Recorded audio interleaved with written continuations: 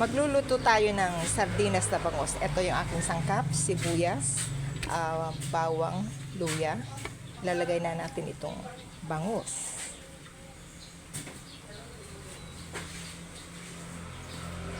Aayusin natin, guys.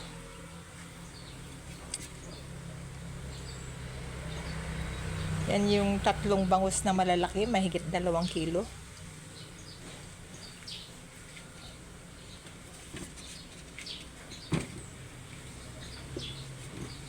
Ngayon, pati buntot nilagay ko na para lumambot. Lalagay tayo ng paminta.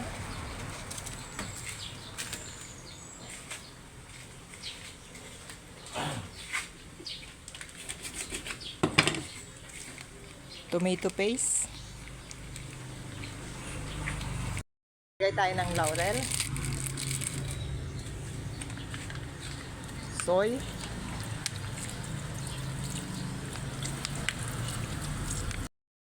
Suka.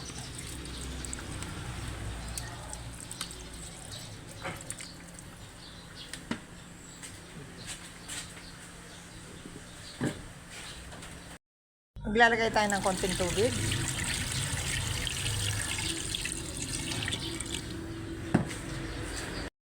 Maglalagay tayo ng mantika.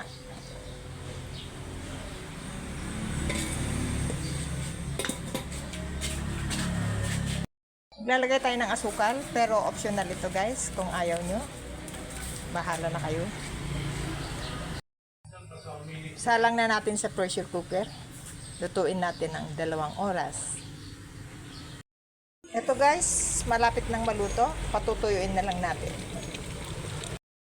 Yung gustong maglagay ng carrots, paminton, nasa inyo na yan. Pero ako ang nilagay ko, sili. Ito na, guys, ang final result ng aking linutong sardinas na bangus. Sinardinas ko to, pati tinik, walang tapon. Pwede kayong maglagay ng tausi o kaya carrots, pero sili ang nilagay ko. Yan, super yummy. Thank you for viewing. Magandang tanghali sa inyong lahat.